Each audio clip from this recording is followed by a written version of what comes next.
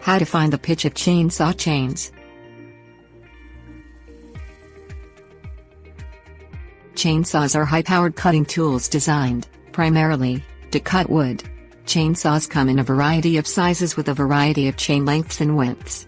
When replacing your chainsaw's chain, you'll need to know information such as the chain's length, gauge, and pitch. Some chainsaws may take various types of chains, while others may only fit one kind of chain. Some manufacturers associate part numbers to each chain type, with each chain type having a specific pitch. Things you will need: measuring tape. Turn off the chainsaw. Engage the safety lock. Unplug an electric chainsaw. Closely inspect one of the links in the chain. Look for a part number or gauge number stamped on the link. Since different chainsaw manufacturers may use different numbering systems, you need to compare the stamped number to the manufacturer's pitch and gauge chart.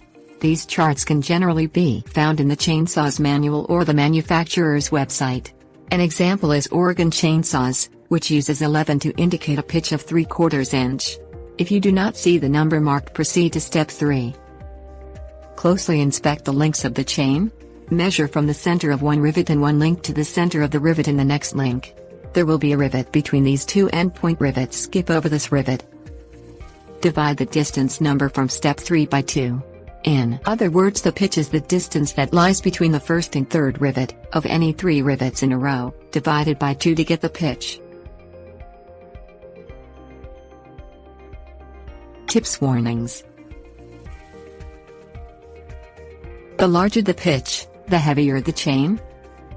The most common chain pitch is 3/8 inch, according to eReplacementParts.com. Use extreme caution when handling the chain and making measurements. At all times during this procedure, the chainsaw must be turned off and the safety lock must be engaged.